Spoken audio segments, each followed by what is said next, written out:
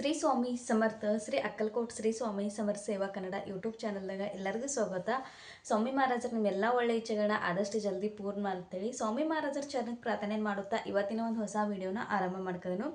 ಸ್ವಾಮಿ ಚರಿತ್ರೆ ಸಾರಾಮೃತ ಬಗ್ಗೆ ಎಷ್ಟೋ ಜನ ಪ್ರಶ್ನೆಯನ್ನು ಕೇಳ್ಕಿದ್ರೆ, ಅಕ್ಕ ಎಲ್ಲಿ ತಗೋದಾ, ಹೇಗೆ ತಗೋದಾ, ಸ್ವಾಮಿ ಚರಿತ್ರೆ ಸಾರಾಮೃತ ಪಾರಾಯಣ ಯಾವ ರೀತಿ ಮಾಡೋದಾ?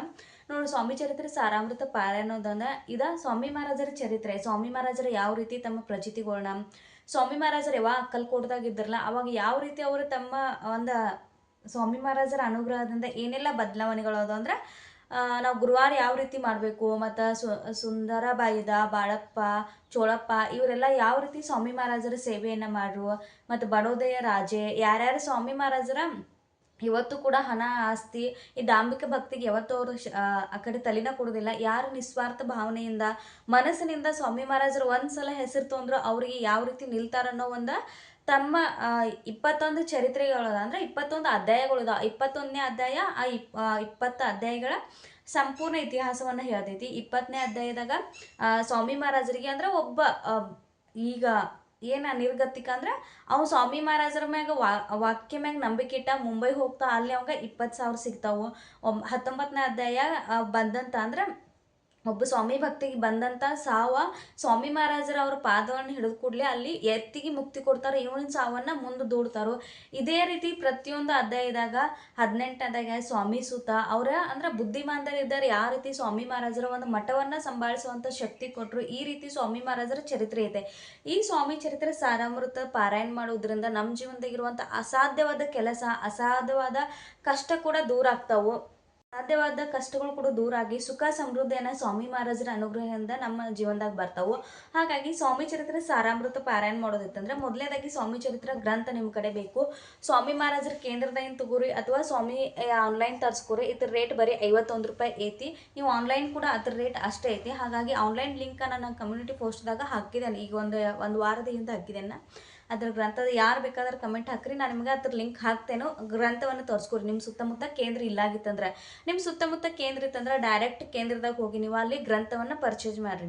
51 ರೂಪಾಯಿ ಕೊಟ್ಟಂದ್ರೆ ಸ್ವಾಮಿ ಚರಿತ್ರೆ ಸಾರಾಮೃತ ಗ್ರಂಥ ಸಿಗ್ತಿದೆ. ಆ ಗ್ರಂಥನ ತಂದ ನೀವು ಯಾವುದೇ ಒಂದು ಶುಭ ಗುರುವಾರದಿಂದ ಸ್ಟಾರ್ಟ್ ಮಾಡ್ರಿ. ನಾಡದ್ ಬರುವಂಥ ಗುರುವಾರದಿಂದ ಮಾಡ್ರೆ ಉತ್ತಮ ಮಾಡ್ರಿ. ಗುರುವಾರದಿಂದ ಮೊದಲನೇದಾಗಿ ನೀವು ಎಷ್ಟು ಪಾರಾಯಣ ಮಾಡಾರ್ದಿರಿ ಉತ್ಸಾಹದಾಗ ಹೋಗಿ ಸಂಕಲ್ಪವನ್ನು ಮಾಡ್ಕೋಗ್ಬೇಡ್ರಿ. ನಿಮ್ಮ ಕಡೆಯಿಂದ ಎಷ್ಟು ಸೇವೆ ಆಗ್ತೈತಿ ನಿಮ್ಮ ಸಾಮರ್ಥ್ಯ ನಿಮಗೆ ಗುರ್ತಿರ್ತೈತಿ. ಹಾಗಾಗಿ ಮೊದಲನೇದಾಗಿ 7 ಮಾಡ್ರಿ, 11 ಮಾಡ್ರಿ, 21 ಮಾಡ್ರಿ. ಯಾವಾಗ ನಿಮಗೆ ಹತ್ರ ಸೇವೆಯ ಸಣ್ಣ ಪುಟ್ಟ ಪ್ರಚಿತಿಗಳು ಬರ್ತಾವು, ಇಲ್ಲ ಏನೋ ಒಂದು ನಮ್ಮ ಜೀವನದಾಗ ಚೇಂಜಸ್ ಸಾಕದೈತಿ, ಈ ಸ್ವಾಮಿ ಚರಿತ್ರೆ ಸಾರಾಮೃತ ಓದುವುದರಿಂದ ಒಂದು ಮನಸ್ಸಿಗೆ ನೆಮ್ಮದಿ ಸಿಕ್ಕದೈತಿ, ಇಲ್ಲ ಇದರಿಂದ ನನ್ನ ಜೀವನದಾಗ ಒಂದು ದೊಡ್ಡ ಚಮತ್ಕಾರ ಆಗ್ತೈತಿ ಅನ್ನೋ ನಂಬಿಕೆ ನಿಮಗೆ ಬರ್ತಿಲ್ಲ ನೋಡ್ರಿ. ನಾವು ಯಾವುದೇ ಒಂದು ಸೇವೆ ಮಾಡಿದಾಗ ಸ್ಟಾರ್ಟಿಂಗ್ ನಕಾರಾತ್ಮಕ ಶಕ್ತಿ ನಮ್ಗೆ ತೊಂದರೆ ಕೊಡಕ ಪ್ರಾರಂಭ ಮಾಡ್ತೈತೆ ಅಂದ್ರೆ ಈ ಸೇವೆಯನ್ನು ಮುಂದುವರಿಸಬಾರ್ದು ಅಂತೇಳಿ ತಡಿತಿರ್ತಿದೆ. ಅವಾಗೆಲ್ಲ ನಾವು ತಲೆ ಕೆಡಿಸ್ಕೊಂಡು ಸೇವೆ ಬಿಡಬಾರ್ದು. ಸೇವೆಯನ್ನು ಇನ್ನಷ್ಟು ಹೆಚ್ಚಿನ ಪ್ರಮಾಣದಾಗ ಮಾಡಬೇಕು. ಆ ನಂತರ ನೀವು 108 ಕೂಡ ಮಾಡ್ಬೋದು, 51 ಮಾಡ್ಬೋದು, 11 ಮಾಡ್ಬೋದು, 21 ಮಾಡ್ಬೋದು, 7, 5, 3 ನಿಮಗೆ ಹೆಂಗೆ ಅನುಕೂಲ ಆಗ್ತೈತಿಲ್ಲ ಹಂಗೆ ಮಾಡ್ರಿ. ಅಥವಾ ಪ್ರತಿ ಗುರುವಾರ ಒಂದು ಸ್ವಾಮಿ ಚರಿತ್ರೆ ಸಾರಾಮೃತ ಪೂರ್ಣ ಅಧ್ಯಾಯ ಓದ್ರಿ. ಇನ್ನು ಸಂಕಲ್ಪಯುಕ್ತ ಸೇವೆ ಮಾಡೋದಿತ್ತಂದ್ರೆ ಕಂಟಿನ್ಯೂ ನಾನು ಸಂಕಲ್ಪ ಮಾಡುವಾಗ 21 ಸ್ವಾಮಿ ಚರಿತ್ರೆ ಸಾರಾಮೃತ ಸೇವೆ ಮಾಡ್ತೇನೆ. 21ದಿಂದ ಗತ್ತಲ್ಲ 21 ಸ್ವಾಮಿ ಚರಿತ್ರೆ ಸಾರಾಮೃತ ಪೂರ್ಣ ಮಾಡ್ತೇನೆ ಅಂದ್ರೆ ಒಂದಿನಕ್ಕೆ 2 ಪಾರಾಯಣ ಕೂಡ ನೀವು ಮಾಡ್ಬೋದು, ನಡೆದೈತಿ. ಈ ರೀತಿ 108, 51 ಸ್ವಾಮಿ ಚರಿತ್ರೆ ಸಾರಾಮೃತ ಪಾರಾಯಣವನ್ನು ಪೂರ್ಣ ಮಾಡ್ಬೇಕು. ಇನ್ನು ಈ ಸ್ವಾಮಿ ಚರಿತ್ರೆ ಸಾರಾಮೃತ ಪೂರ್ಣ ಮಾಡುವಾಗ ನೀವು ನಾನ್ ವೆಜ್ ಬಿಡಬೇಕು, ಏನೇ ಪರಾನ್ನ ತಿನ್ನಬಾರ್ದು. ಆ ನಂತರ ನಾವು ಸ್ವಾಮಿ ಸೇವೆಯನ್ನು ಮಾಡುವಾಗ ನಮ್ಮ ಮನಸ್ಸನ್ನು ನಾವು ಕಂಟ್ರೋಲಾಗಿ ಇಟ್ಕೋಬೇಕು. ಅದು ತಿನ್ನಬೇಕು, ಇದು ತಿನ್ನಬೇಕು, ಈ ಸೇವೆ ಮಾಡ್ಕೋದನು ಎಲ್ಲ ಊರೆಲ್ಲ ಡಂಗೋರ ಬಾರಿಸೋದಿಲ್ಲ. ನಮ್ಮ ಸೇವೆ ನನ್ನ ಮಹಾರಾಜರಿಗೆ ನನಗೆ ಅಷ್ಟೇ ಗೊತ್ತಿರಬೇಕು. ನಮ್ಮ ಮಹಾರಾಜರ ಏನು ನನಗೆ ಕೊಡ್ತಾರಲ್ಲ ಅದನ್ನು ಸ್ವೀಕಾರ ಮಾಡ್ತೇನೆ. ನನ್ನನ್ನು ಇನ್ನು ಈ ಕೆಲಸಕ್ಕೋಸ್ಕರ ಅಥವಾ ನಂದೊಂದು ಕನಸು ಅಥವಾ ನಂದೊಂದು ಆಸೆ ಪೂರ್ಣ ಆಗ್ಲತ್ತೇಳಿ ಸೇವೆ ಮಾಡ್ಕೊತೀರ. ಆ ಆಸೆ ಪೂರ್ಣ ಆಗದಿರ್ಕು ನೀವು ಸೇವೆಯನ್ನು ಪೂರ್ಣ ಮಾಡ್ಬೇಕು. ಕೆಲವೊಂದು ಸಲ ನಾವು ಇನ್ನೂ ಅರ್ಧ ಸೇವೆ ಆಗಿರ್ತೈತಿ, ನಾವು ಮಾಡಿದಂಥ ಸಂಕಲ್ಪ ಕೂಡ ಪೂರ್ಣ ಆಗಿರ್ತೈತಿ. ಅಂಥ ಟೈಮ್ದಾಗ ನಾವು ಸೇವೆಯನ್ನು ಪೂರ್ಣ ಮಾಡಬೇಕು. ಸೇವೆಯನ್ನು ಯಾವತ್ತು ಅಂದ್ರೆ ಅರ್ಧಕ್ಕೆ ಬಿಡಬಾರ್ದು.